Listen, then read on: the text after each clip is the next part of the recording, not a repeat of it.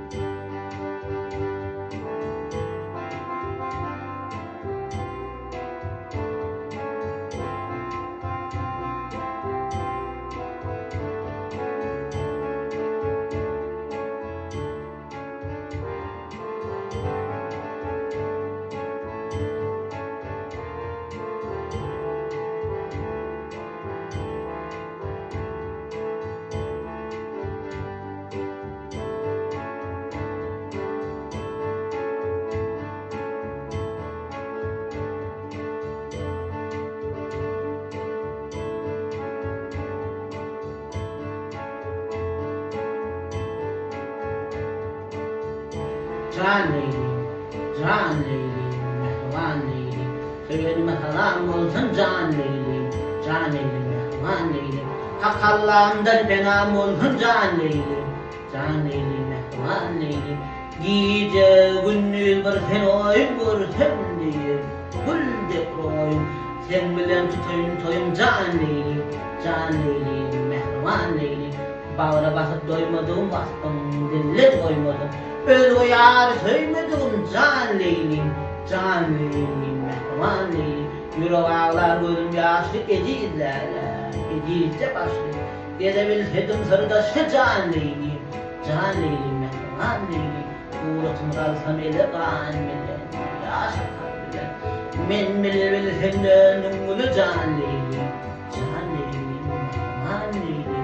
Kayınlarım hür acağım eyleyerim ne necağım. Dinleyerim sen necebe can leylim, can leylim, mehruman leylim. Boymu din bilin çayanaklarım, olunca ağlakları yalvarınca can leylim, can leylim, mehruman leylim. Alveller sen bu erkim görmeye tarihtim korkum. Sen malar kam ömür ürküm can leylim, can leylim, mehruman leylim. Süleyman tahtından ya tahtın olsun, yapmasın bak.